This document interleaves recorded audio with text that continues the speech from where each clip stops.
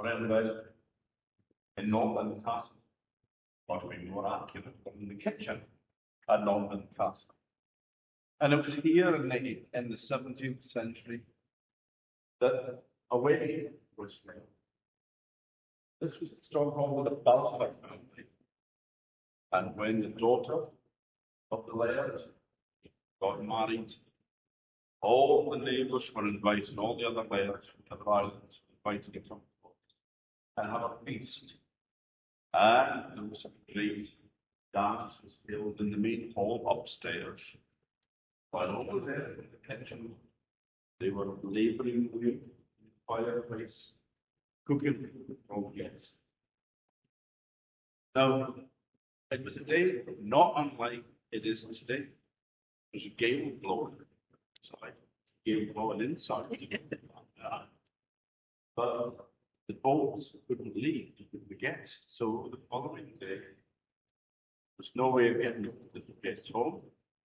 They start again, more cooking, more food, more meal, more wine was served up to the guests. Fortunately, the next day the wind didn't go down either, or the day after that, or the week after that, or the week after that. It ended up that there was a storm for 3 months. And during that time, all of these people had to be fed. That kitchen fireplace was half-pressed to keep bellies full. Now, the laird was starting to get a bit worried, as you can imagine, because all his flocks were being eaten. The sheep were eaten, and all the geese had been eaten, and the cattle were being eaten. And what they did was one day they would boil a sheep, next day they would have half a cool, would be roasted, and then the next day they would have a sheep roasted, and then another half a cool boiled. So there was always boiled and roast going on, maybe actually more than one sheep at a time. Now, it ended up that all the sheep were eaten. So they'd start from the byre to the breeding cattle and the milkers, and they all had to be slaughtered as well to be boiled and fed to the guests. And in the end, the man who was in charge of the byres came to the laird and said, all we've got left now is the bull. So the bull was the only cow that was left. And the laird said, well, we'll have to eat him too.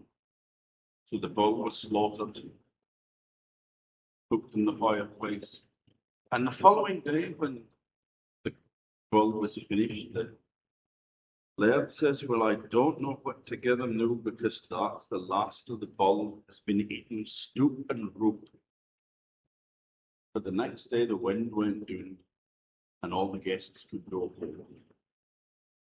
It bankrupted him almost. He had to sell off a lot of land in order to pay for the wedding that went on for 3 months. And what happened, action took place over there. You see the staircase going up here, where the servants would have taken the food upstairs to the hall where the dance was held. And just as another thing, through that door there, you can see there's another small door under the stairs. And that was the haunt, literally, of the Boki hound of the Balfours. The Balfours had a phantom dog that lived under there. And it was said that whenever a member of the Balfour family died, that dog would howl. And it always marked that a death was imminent. Just like the banshee in Ireland. You hear them screaming, you know that death is not far away. And the last that I heard was that there was a dog heard howling in Edinburgh just before one of the last of the Balfours passed away.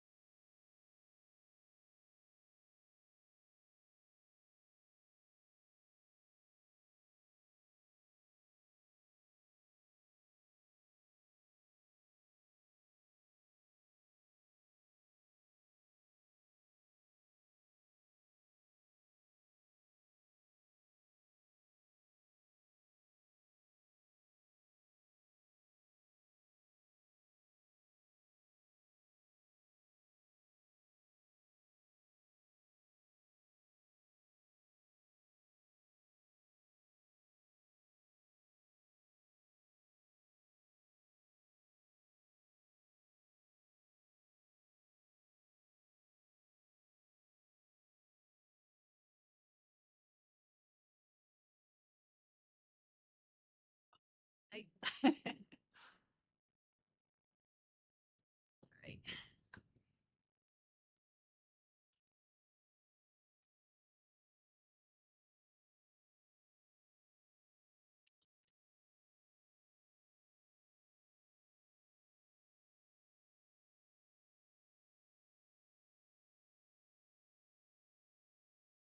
Feelings are vaulted.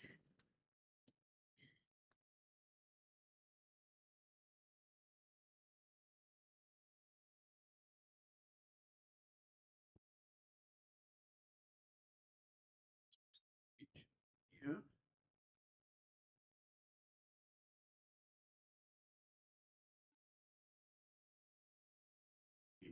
Chambers here as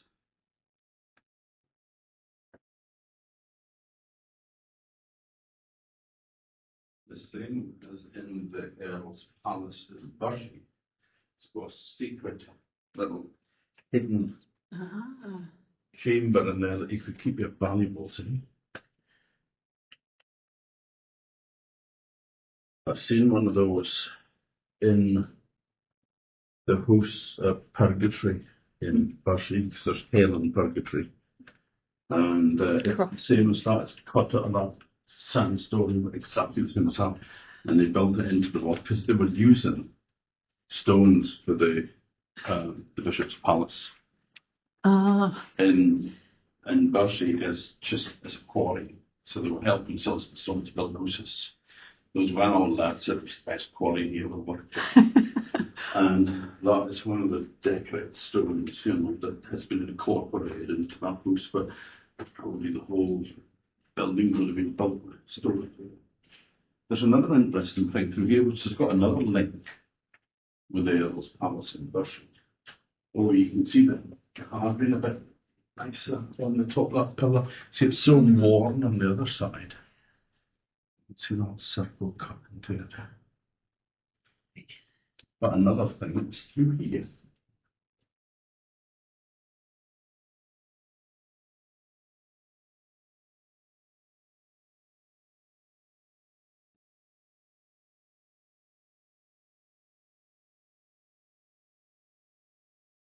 It's not long since Valentine's Day, is it, love?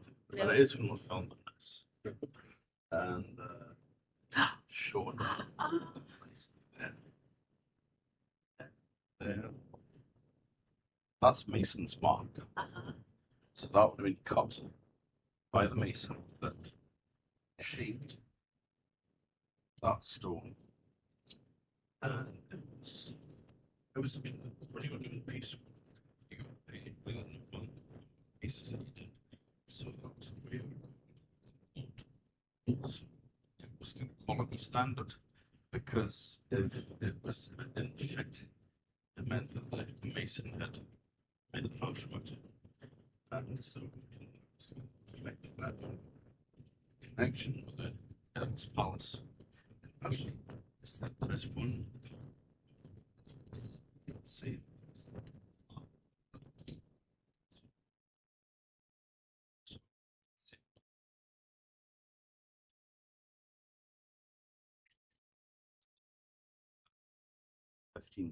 Around 1560, book started. A guy called Gilbert Balfour was quite chummy with Mary from the Scots.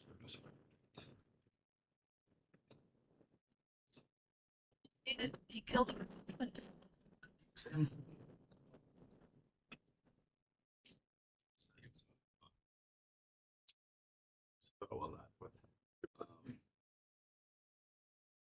It was said there that John Knox said of him that he was a man without fear of God and of little virtue, something along those lines. It was also said that he was a man with a bad conscience, a man with fear in his heart. If you look everywhere in here, there's gun loops. There's all those little holes to shoot out through. Yeah. Maybe small cannon, grape shot in it, but just muskets. So the whole place is just bristling with gun loops. And so it's, but yeah, things got a bit hot. So he cut for it. to Sweden, where he was implicated with an attempted murder of the King of Sweden, and he was beheaded. And he behaved himself after that.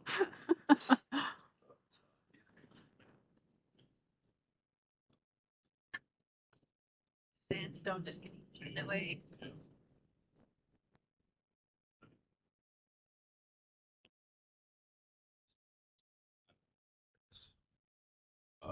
They had no rights to it, but This since place. when did I ever stop? No, I thought. When did I ever stop? No. I think the carved capital on top of that pillar was supposed to be put in by Patrick Stewart, Earl Patrick Stewart. So late 1500s, 1590s. I'm gonna salt all over the windows. This was the main hall of the building, but it was never finished. So whether this is where the wedding party was held, you would have thought so, because all the food would have been brought upstairs. Mm-hmm. That's the stairs that we were looking at from downstairs. Yeah, that's the stairs that lead down to the kitchen. And you can see a couple of gun loops there, but there are gun loops Everywhere. Especially on the ground floor. It's just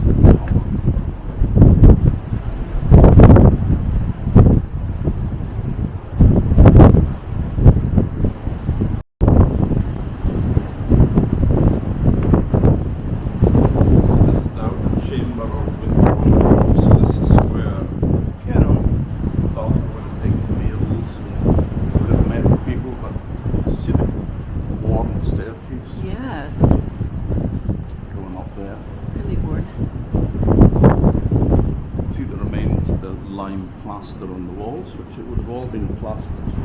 And painted? And could be painted or tapestries if you had the money. Right. And then those in the middle of the wall, that's like another floor up there that would have been there, right? Yeah, those are the holes for the beams that would have gone across, spanned this space here, and there would have been a floor there, so there would be more rooms upstairs. It's a big place.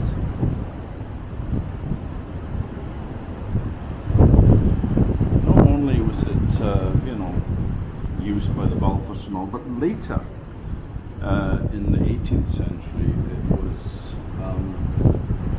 the folklorist Walter Denison from Sandy, who was the man that saved most of the Orkney folk tales from extinction, and it's his bicentenary this year, this October. He was born 1825. His father, James Denison, was born, it said in Noltland Castle, not whether it was actually in the castle here or one of the smaller buildings inside, I don't know, but his dad, Jerome, better known as Charm, that's how they pronounced it, he had a nautical school here, so he taught navigation, and he also helped to supply the lairds who were on the run after the 1745 rebellion. There was a lot of them came out with the Jacobites, and then when things didn't go very well, they were being pursued by government troops, by the Redcoats, and they were hiding in a hole, in a cave, sea cave, but they called it the Gentleman's Hall, Gentleman's Hall, and that's where there was some of the lairds in hiding. Here in Westray. In Westray, yeah.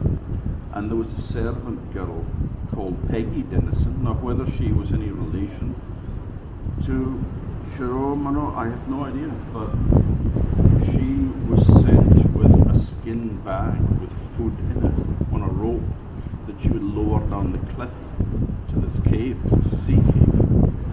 And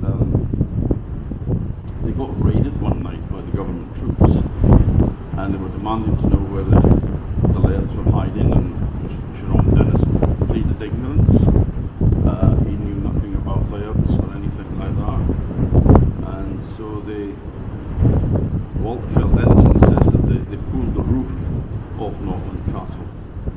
I see in the interpretation board outside it said that the roof was burnt, which would kind of imply that it was thatched roof, but it's a very big area to have a thatched roof. You'd imagine it would be slates. But then you see, it might not have been the castle, it might have been one of the small buildings or something.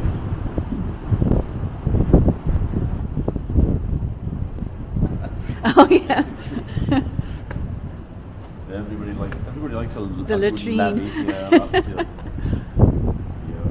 latrine closet. So they had all the modern conveniences with a gun hole in it, just in case. Of course, because if you're having a dump, you never know whether you have to shoot somebody.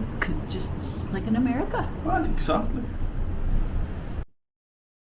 It's a little fireplace in the Lord's bedchamber. You don't want a cold Lord. No, nothing worse than a cold Lord. Yeah, they get evicted when you do that. On to evicting people. Wonder what this little area here would be. It's just a wee window. Whether there would have been a window seat there or something, possibly. Just guessing now.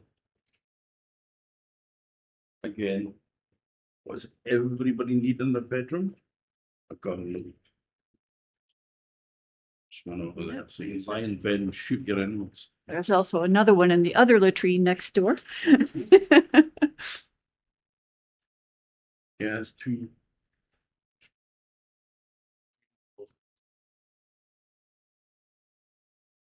Just imagine the finery that would have been here, and now it's just Yeah. this mossy little shell. Just the shell. The lime plaster. It would have been very, Pigeon very, droppings. it would have been very, very sumptuous and stay. And another story up there, because I can see the stairs still going up, up, up. Is